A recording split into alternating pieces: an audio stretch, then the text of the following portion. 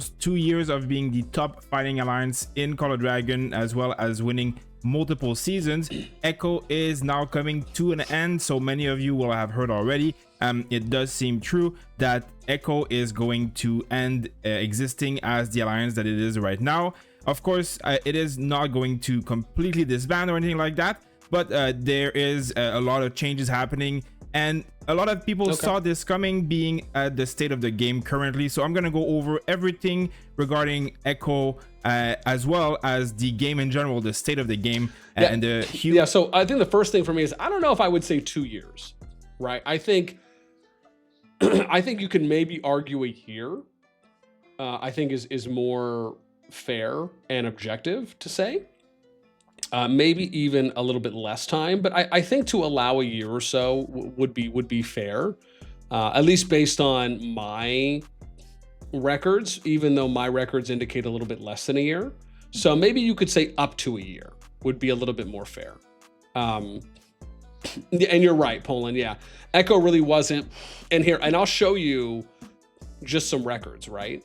So if we look at Kingdom Power, right, you can see wherever they were, and obviously some of these things will change kind of month to month, right? But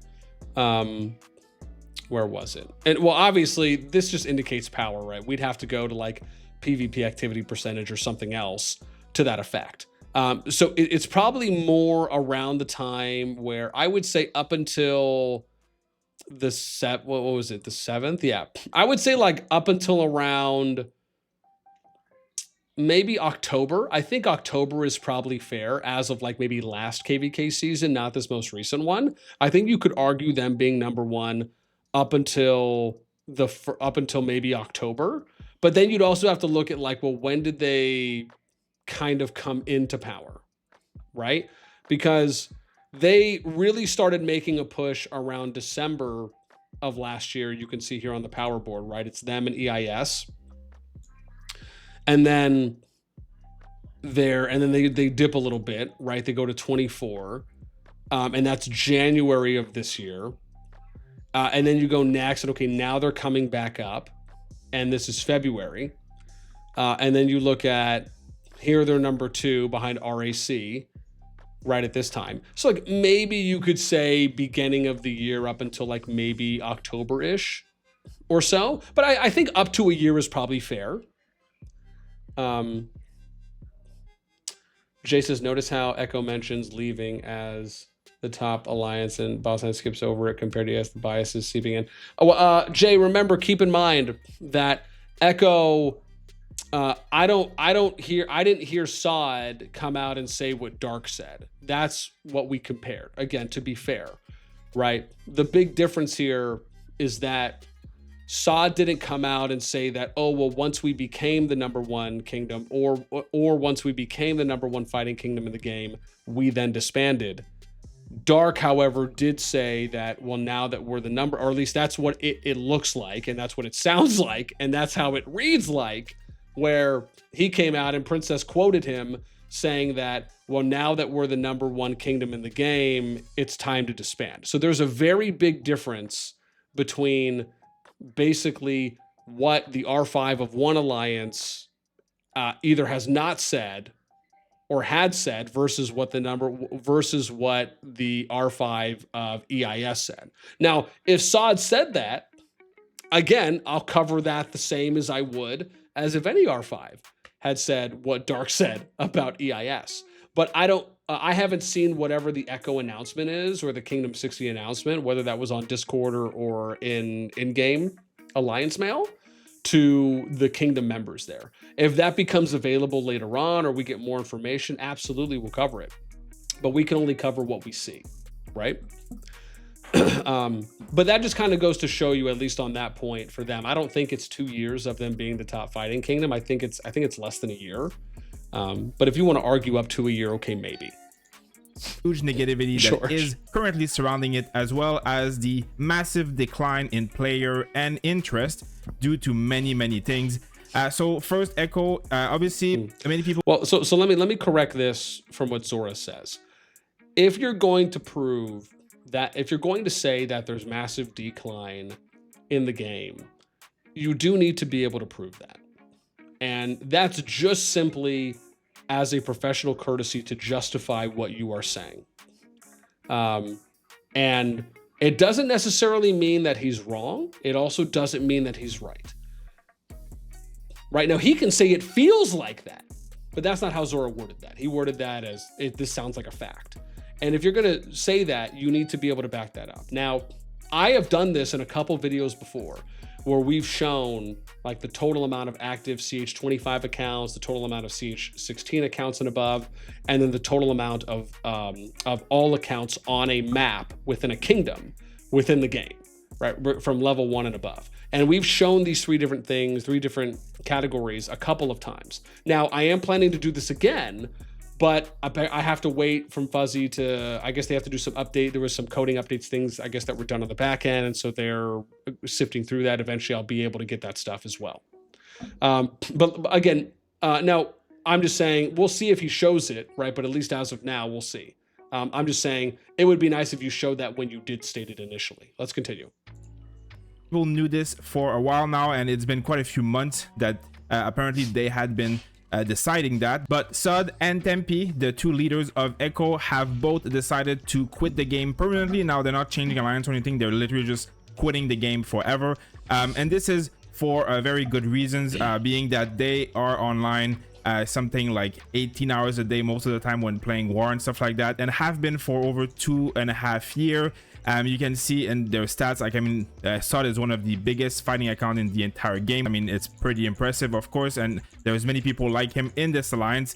Tempe is also obviously way up there. And now this requires hundreds of hours of playing, as well as leading an alliance full of people, hundreds of thousands of dollars spent, and at some point it's just enough. I did this in Rise of Kingdom for many, and not just Echo, many other alliances. Anyone who's been playing this game at the high level will have seen it. So many people have been quitting in droves because of many reasons, which we'll discuss. But it's at a point where this game is kind of stagnant. The devs are making many major mistakes, as well as being very greedy and doing some really terrible decisions. But also the maps are terrible, the new hero releases are not doing well. It's just not a good time right now, and let's not even start about the decoration fiasco of a greed garbage that is. So you know, it is something that was bound to happen. Now Echo will probably still exist. Right now obviously we're all spread out in multiple alliances because we're still in KVK, but I mean it's a very 3v1 KVK. Our allies, while they do their best, I mean they have a quarter of the power of our enemies, if even that, like maybe 20-30 fighters per alliances. They're very weak, while our enemies are a bit stronger than that. But still, you know, all in all, we have done a decent season in terms of having fun, especially in the zone 3, I believe, the one with the Necro. We're about 3 billion merit earned, so like 1.7 here, 800 here, and 6 here. And then, you know, our enemies is 25 with almost 2 billion, TFS with 1.4, and Moonlight, which is I think Lion, 1.2 almost. So all together, you know, about 4 million, and then 4 billion, sorry. And then our allies is basically this at 700 and 600. So you can see, you know, the huge disparity. But I mean, it's not even that. Like, we knew getting into this that it would be a 3v1 multiple scenario type of thing, but it's really just the activity. There's just not that many people. Echo has a roster of about 160 players, and I would say maybe 100 of these are active right now. So it's really not amazing. Even my merit is not insane, but even with this kind of merit, which I mean, I didn't really fight in the previous zone, I fought mostly just since yesterday, but still, you know, there is many really good active ones, but many not active people. We just don't have that many active players anymore. So many people have quit, and so people are also not really into you know, giving 20 hours of their life in December close to Christmas for really nothing. Like, I mean, I'm in this scenario too. Like, I have 10 amber. I purchased this already. I purchased like 3 of these last season. Okay, I'm gonna be honest, I just want to see what I missed. Of a greed 3v1 KVK fighters per alliances. They're very weak, while our enemies are a bit stronger than that. 3, I believe, 6 here, and then, you know, our enemies. Did I even miss anything? So all together, you know, about, you can see, you know, the huge disparity. Really just the activity. There's just not that many people. Echo has a roster of about 160 players, and I would say maybe 100 of these are active right now. So it's really not amazing. Even my merit is not insane, but even, well, I mean, let's be fair here. the fact is that would you really expect Kingdom 60 and Echo to be that active after the announcement came out and after any of the players already knew about Sod and Tempe leaving? And then especially once that information came out, which I believe was before Final Zone, if not during, from what I recall. So it's like, I mean, would you really expect them to fight their hearts out? No, I wouldn't expect that, right? So, I mean, everything I'm seeing is just normal based on the current momentum and how players are feeling, especially if they're a part of that Kingdom/Alliance. I don't really see anything kind of out of the ordinary, but I understand that's probably just what, generally speaking, what he's saying. With this kind of merit, which I mean, I didn't really fight in the previous zone. I fought mostly just since yesterday, but still, you know, there is many really good active ones, but many non-active people. We just don't have that many active players anymore. I think, like, I mean, I'm in this scenario too. Like, I have 10 amber. I've purchased this already. I purchased like 3 of these last season. I don't, like, what am I winning for? I don't really know. There's nothing here for me to what gain. am I Like, waiting I'm for? gonna buy I this don't at the end of know. the season. All of my pet have 3-star skills. Like, there's nothing here that I could use and put on a pet. There is just nothing. I don't need anything, and I still have 10 of these. So, you know, what's the point of fighting so much when many people are quitting and stuff? So it's kind of like, you know, self-explanatory. Now, you know, we have done a very good job. This is basically, I've been in Echo since day one. Now, I did win before Echo as well. Basically, all victories where we just didn't hold the dragon at the end. So we've definitely had still some losses, but in general, majority of our seasons were wins. We've won multiple times. Wait, what was that? Just didn't hold the dragon. 8 victories. And then I think 2 of the non-victories where we just didn't hold the dragon at the end. So we've definitely had still some losses, but in general, majority of our seasons. So this is funny. Well, not funny, but just interesting, because I recall there being a couple seasons where Echo won, but they didn't hold the dragon at the end, and that could potentially have put them at 10 victories or more. And if you recall, right, Dark said that, you know, they had the most victories out of any kingdom, which he very well might be true in that regard. But it also doesn't speak to any of the kingdoms, whether that's Echo or anyone else out there, that could have won a season, but either shared or swapped Dragon Cap, right, for the wins. Where wins. We've won multiple times against the top alliances of this game. Basically, every single alliance in this game, I think we've won against in the top, except I think WB, which we only faced once. We obviously didn't win. We've beaten EIS multiple times, Noir multiple times, BDO. Yo, is it just me, or was he waiting to say we've beat EIS multiple times first before he said anyone else? You know, BTX. But you know, that's one of the issues. Like, it's really not even about the winning and stuff. Yeah, Sonny, you're absolutely right on that. If your team wins the KVK, everyone should get the victory. I absolutely agree there. Like, it's one of the worst things about the game that is so frustrating, is that you have to do all this extra work to split up rewards on who wins at the end of the season. How many betrayals have I covered at this point? It's almost just like a running gag joke, right? Absolutely.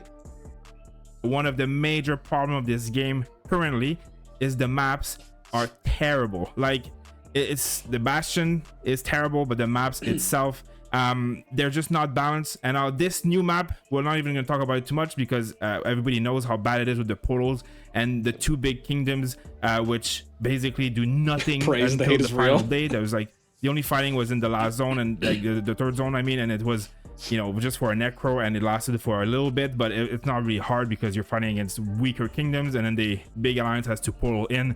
Portals are just really not a good mechanic. It's really didn't work well. The devs acknowledge that it's a really, really bad map. But not only that, the dragon zones are terrible. Every single map since season 1 has been absolutely trash dragon zone. They've designed them so badly, and nobody really understands why. And what I mean by that, and people will agree from other kingdoms, because we've seen the same thing, the gate, like, from this bottom point to the dragon versus every single other gate in this game is like multiple flags faster. And this is a huge issue in this map, and it has nothing to do with why we lost per se, because you know, it would affect many people. And if you look at the server on WB and EIS side, it did affect them much more, even though WB is still seeming to do very well.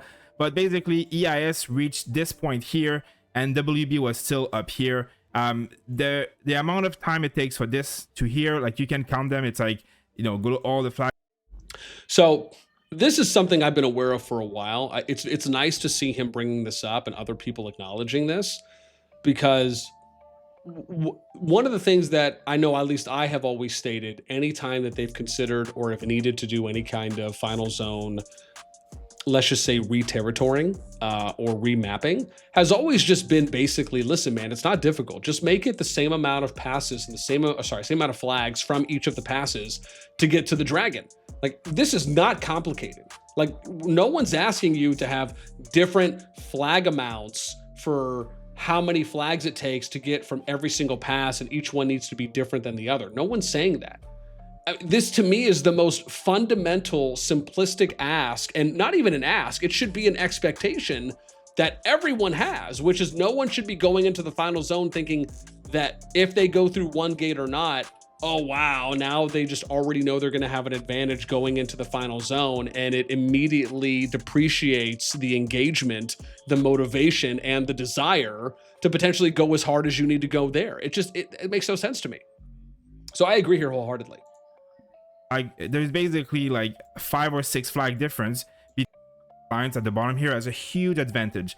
They get to dragon way before anybody are, you know, showing a very good strength right now. Now they might not win. Like, this is just one of the map. It's actually even worse in the other maps. You know, our last season was the same exact thing. So if you look at this Rise of the Dragon map here, which I guess nobody's playing it, I guess why, but I mean, it doesn't really matter. It's just, well, to be fair, I don't think it's really a guess why. I don't think ROTD was available for Age of Duality. I think it was Age of Duality and Calling of Courage, I think. Same thing, like the last season, the map that we were on. I get what he's saying. It's basically like 10 flag difference between the bottom camp and the top camp getting into the middle.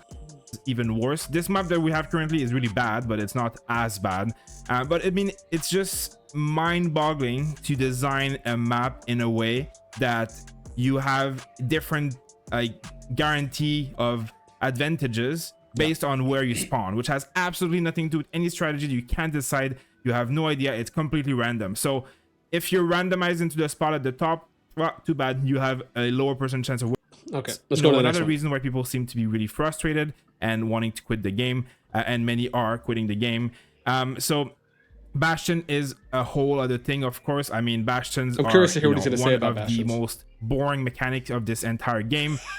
He just came out and said here, great example when you're looking at WB and stuff.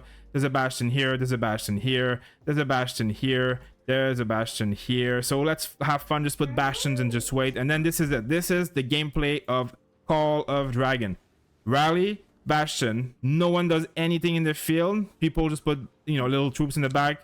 Refill, wait for battle. Yo, question, is this where that meme started from or originated from, where somebody took a screenshot of all these Bastions and that's where it's like this 8 or 9 Bastions and then 1 dragon? Is this from this KVK 8011? I wasn't paying super close. Oh, it is. Okay, thank you, Mobile. So it was from this one. Okay, damn. Refill, wait, refill, wait. There's nothing else. You can't block people because they can blink in. They have make way. The cities are super near, which was a change that they had fixed a bit last season and brought it back, which is a terrible design decision. So it's basically like this is peak gameplay. Look at white numbers. This is peak gameplay. Like, this is Call of Dragons. Like, you are in the end game. You're watching white numbers and waiting. You're in the end game, so this is it. Like, this, you know, could go on for another hour, could go on for another 10 hour, and that's it, like, until it burns. And then, or Phenos the rally gets more and more mad because it gets swarmed, or it gets rallied, or it gets no refills. And then what happened? Well, we start again. And then the only what happens? We way start out again? of it, well, is if this side now rallies this Bastion, and then the same exact thing happens until everybody's out of troop, or someone gives up, or someone's dead, or it gets swarmed. And even getting swarmed is terrible because the new heroes are so broken that you can't do anything to them at all anyways. Okay. So that's it. And then if you burn it, well, you have to wait an hour, and then you have to burn it again, and then you have to wait an hour, then you have to burn it again. Then you have to wait another hour, and you have to burn it again. 1 hour. And then if the alliance has 1 hour the field higher fighting, 10 hours HP Bastion thing, which most people do, you have to do this 6 times. So 6 hours of watching this burn and redoing this garbage rally refill with absolutely no strategy or counterplay involved. You're just watching numbers, hoping your well has bigger numbers in their pets. Most of the people who do this have maxed everything, so they have the same amount of stats, and that's it. that's peak Call of Dragon gameplay, and that is why so many people, like the whales, are quitting. I'll show you like an example of something like this. This one basically, which a little fight on a bastion from Jason. It was, that's it. Like that's what happened. I don't know. It lasted an hour almost. Like, yeah, basically 55 minutes. A lot of troops died. Whatever. Nobody cares now because you can heal them with money. Because you can heal them. Like, this is it. You just watch. It's just me. I feel like as this video is going on, man, he's getting more and more jaded. Like it's just more like I don't even care, man. That now I can't even see the buffs because it's been a week, so you can't see anything. But like everybody has everything 3 stars. You can see the pets, the hero, everything's maxed out. Both of these guys have paid $10,000 ish and have maxed their account with the decoration. So that's it. You just watch the number generator, and defense usually wins against offense. It's kind of how it is. Also, I think Kirito's pet is built a bit better than Jason's for this scenario specifically, but I mean, it's the same heroes, it's the same thing. It's really boring. Like, this is what it is. And I mean, this is it. Like, this was the entire last season against WB. Yeah, no, Robert, just that his tone, how he sounds. It was just that, watching not this that stuff he, not happening, that he is. swarms and bastions, and that's it. Like, the game is just watching bastion burns. But it used to be a fully open field game where everything would happen in the open field. There was no bastion, no rally, and it's now completely ruined. Even Rise of Kingdom has this rally meta and does it really well, because in this rally meta, like you're seeing an archer here, but like it can just get swarmed by a few calves and it's over. Like, there is no meta. Like, the meta is use the 2 heroes that are best, and that's it. There's a little bit of meta here and there in like Roots of War and stuff like that, but in general it's like Mogro, Kuma, Lake Hawan, whatever, Lake Wan. That's it. Like, that's all you're gonna see, different little combos here and there. It's mostly so. I want to state this so far, right? Everything Xora is saying, I think, is spot on. The bastions have severely slowed down gameplay. It's made it to where open field fighting, for the most part, really only happens until territory connects, and then whenever bastions are being placed down, right? It's kind of like, okay, well, once they're not there anymore, then we'll kind of get some more open field. Maybe you'll get spots and sporadic engagements here and there of open field.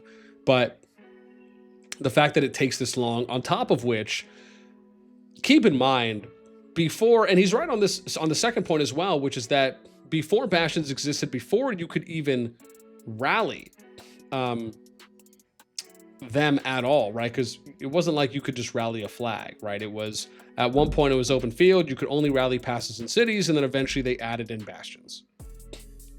The fact is that, and what's funny is I did a whole video on this, where it was whatever the video I did yesterday or the day before on, and you got to see, like, nobody was out there advocating for bastions to be added. No one was out there in droves of people, in hundreds or thousands or even thousands of people saying, you know what COD needs? The ability to rally flags. Like, no one was asking for this in any kind of high number. And so, yeah, he's absolutely right on that. Kuma, Lake Wan, that's about it. There's going to be new ends this year. Maybe they're going to be better. And you see, like, now they stopped rallying because the counter rally, was, hitting it, and they're not having enough field presence to kill the counter rally. They'll just restart the rally, start again. Eventually, someone's going to run out of troops, or run out of energy, or run out of sleep time, or run out of get divorced by their wife and have to quit the game for a moment. So, this is it. Like, that's the peak gameplay. I have really nothing else to say about it because it's really, really bad.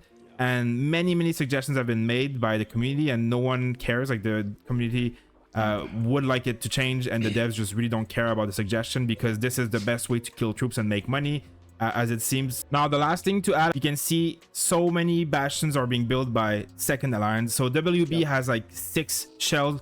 All 6 of these can build them. I think right now they have only 4. Like, there's one here, WB, WBC, WBA, WBD, and I'm pretty sure they're gonna have more because I know them. Like, they bring a lot. But even then, with 4 of them, so they have 4 bastions they can just drop and cycle. So sure, you burn this one, by the time you're gonna do 6 burn for 6 hours, whatever, well, this one's gonna build one, or this one's gonna build one, like this shell's gonna make a flag here, put the bastion. Listen, he's right. I mean, Xora is cooking right now.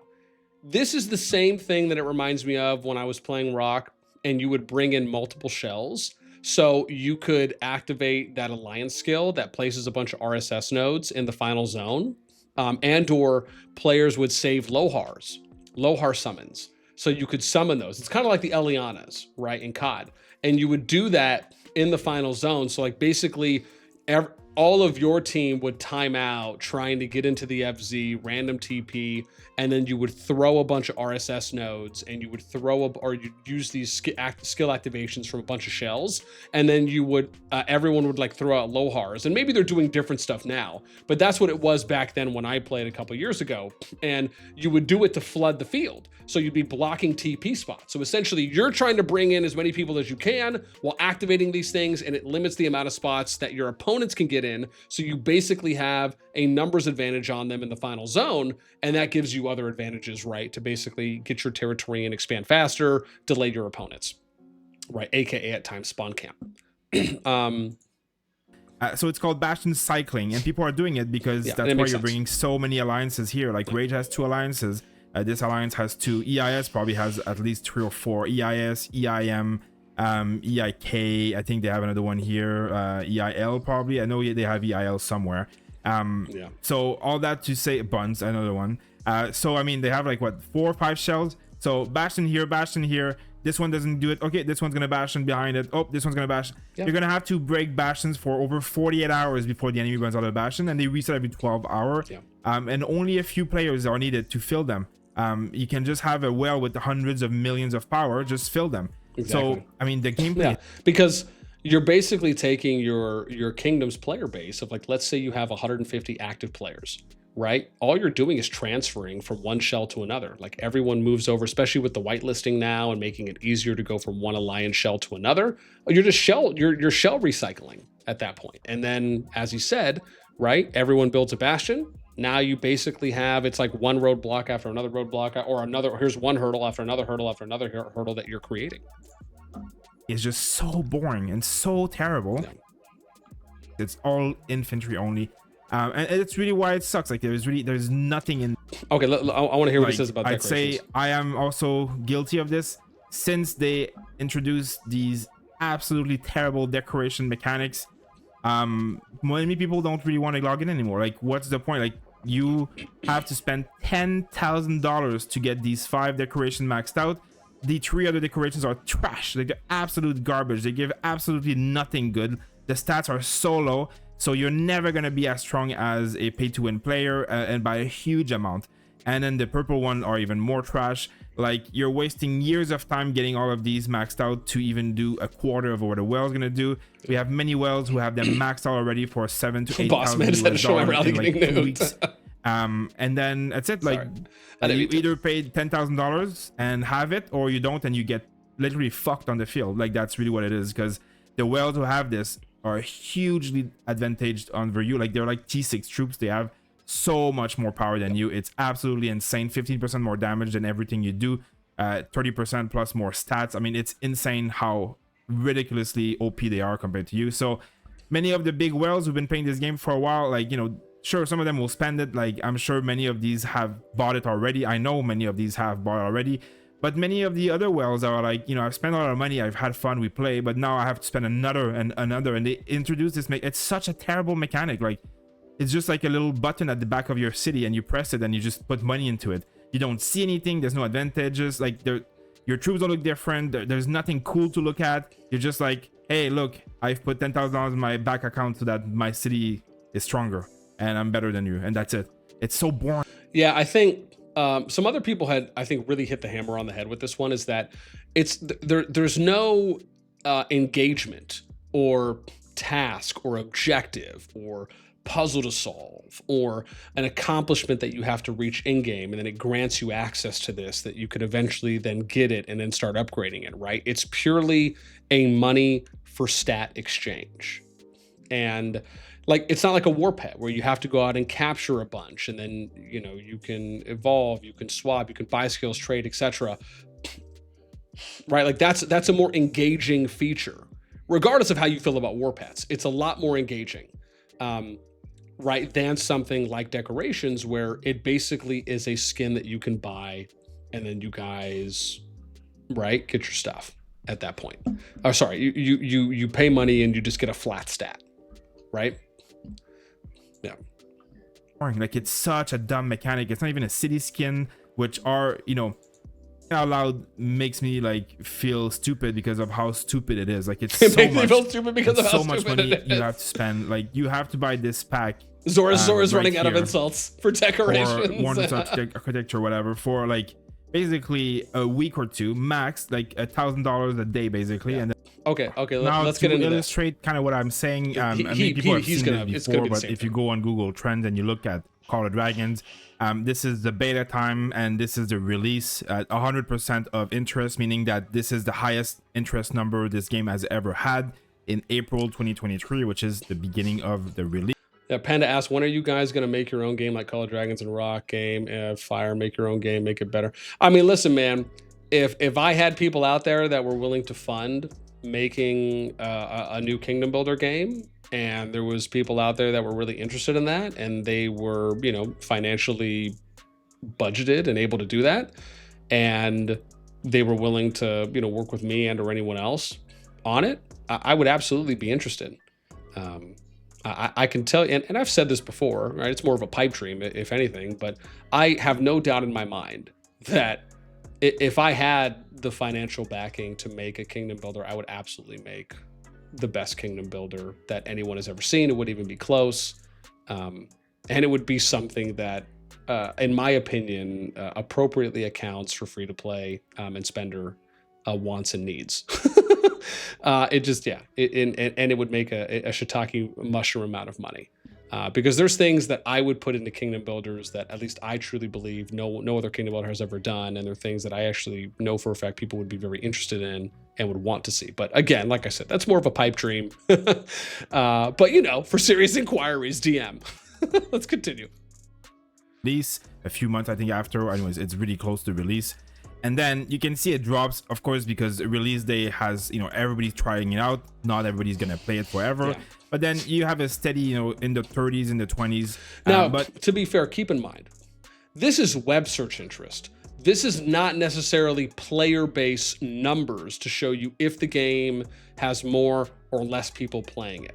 This is just how many people are searching it. Now, you could argue this is a soft gauge to indicate that, but it is not as accurate as what I was covering before, which is we were showing you the actual number of accounts that were on the map and on the field, right? At all city hall levels, at CH16 plus, and then at CH25, when we were showing that. But I understand, I get where he's kind of trying to go with this, right? Based on what he's able to show. But, you know, no matter what, it's downhill slowly from there, and while we never ever reach under 10% for the first time ever in this last month, basically since, guess what, decorations were announced, we now have the lowest number of interest in the game. So 9% of the interest currently that the game had at its peak, and a quarter of what it had a month or two after release. I mean, anybody who's also creating content on YouTube knows, like, my videos when I first started had 30, 40, 50,000 views. Now you get a few thousand. You know, Guns gets like 3,000 to 5,000 if he's lucky, like, and he basically does it full time. Yeah. So I mean, like, it's really just like the amount of people interested in this game and playing this game is at the lowest it has ever been, and it's not getting any better. If you compare with Rise of Kingdoms, which, you know, is the game that the precursor, it has a similar scope. Let's see, like, it does have 100% here, and this is not their release, but this is like, you know, a time where they were doing well, and CoD Dragons was just about to release and stuff, and I think it was also like after COVID and things, people were like, you know, playing a lot. Anyways, you know, they do have a much higher percentage of retention that they've kept. This game has gone for a lot longer, but they also have a lot of like ups and downs because of patches and heroes and a lot more investment in their community and content creator and stuff. They are currently also on a slump though. Like, it's not going so well, like, in general. Like, it's now you can't. Now you're going to be always way weaker than them. So, you know, it's a sad reality. I don't really have much else to say. I mean, I know it's a bit of a negative video, but it is. It's a bit of a negative video. And I know that's why so many people are leaving. And I know Sud and Tempew also leaving because of things. The game, the devs, they don't care. They introducing really bad mechanic. Bastions are terrible. Open field is gone basically for most of the game now. Let's get into the last. It's going to be the new heroes. Not to talk about again. marksmen in this game are still pretty much trash because of the range. So I know that this is really pissing off a lot of people. Marksman main are really having a hard time because of how bad it is to play marksman right now. The infantry heroes are so damn overpowered. I mean, like the stuff I've been able to do, like I'm a mage main. It's not even close. Like he is so OP. It's absolutely stupid. And like the new infantry are the same. So basically every new hero coming out is just gonna be like that. Like you can see the difference in merit that I get with this shit. Like it's just so damn strong. Like it's so much stronger than anything else before, and it's just like it just continued to be it. Willing to spend hundreds of thousands of dollars over many years is not going to really be able to keep up. Like if you want to be in the top performing games, you need to spend tens of thousands of dollars over many years, like to catch up your account if you haven't been playing from the beginning. I mean, it's so stupid. Like it's such a hard like reality. Like everything is stacked against them. The devs are doing bad decisions after bad decisions. I just do not get it. I really have no words to say about that. You know, my account, luckily I've been playing since X-Men main, so the longer we play this game, the more stupid it was gonna get. And I mean, you know, this is what it is. Like, okay, let's see what he's got in closing remarks. Like to have a life and play this game in a leadership position. So kudos to those who do it. Good luck to those you know, who are gonna leave. As for myself, I don't really know exactly where I'm gonna go. Like I have a few places that I could have in mind. A few people I've already reached out. I would like to stay with some of the members of this alliance that I've been playing with since the beginning, because I do believe that Echo has some of the best players in this game, and I'm hoping that I can follow with some of them or see where they're going. Some of them are going to stay and, you know, create a Echo 2, like basically have Echo, but like maybe merge with other alliances from other servers, make, you know, something new.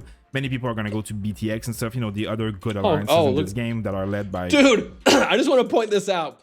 Somebody should quote Xora right here, where he said some of them are going to go to other good alliances like BTX, and then put what Dark said about BTX in his announcement and just make a meme or just a comparison.